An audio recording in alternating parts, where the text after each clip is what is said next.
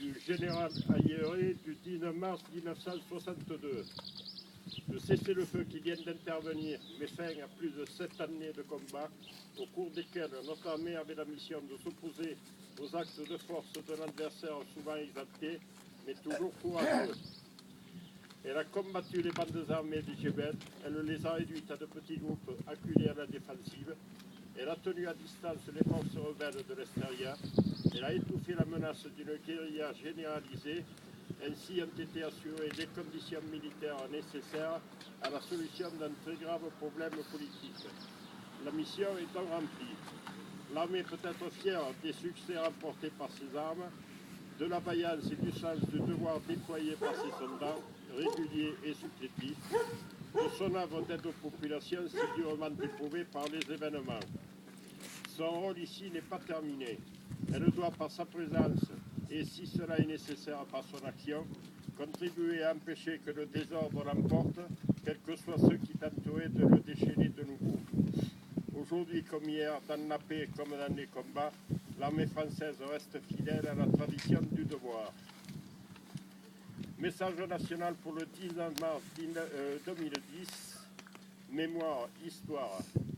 Il y a 48 ans, le cessez-le-feu officiel était proclamé en Algérie le 19 mars 1962, mettant fin à plus de 10 années de guerre en Afrique du Nord. Décidé entre le gouvernement français et celui provisoire de la République algérienne la veille à Évian, l'arrêt des combats était soumis au peuple de France par voie référendaire le 8 avril 1962 et approuvé par 9 Français sur 10. Sans discontinuer depuis 1963.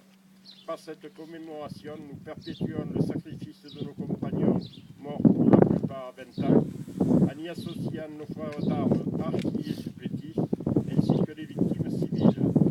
30 000 morts, 300 000 blessés ou malades, corps mutilés, esprits troublés à jamais, des centaines de disparus, 1 million d'Européens fuyant leur pays dans un total dénuement, plusieurs centaines de milliers d'Algériens victimes de ce conflit. Tel a été ce drame, lourd et tragique bilan. Le recours à la guerre, coûteuse, destructive, qui a servi l'homme n'est pas une finalité. Pour avoir, hélas, connu et vécu la guerre, nous mettons tout en œuvre pour préserver la paix dans un esprit de conciliation. Il nous revient d'être vigilants, de rappeler sans cesse l'histoire. Il nous revient de témoigner afin d'alerter et sensibiliser les jeunes générations. Il nous revient désormais d'être des combattants de la paix. Dans cette volonté d'apaisement, nous restons solidaires pour un monde plus humain. L'exemple doit venir de nous.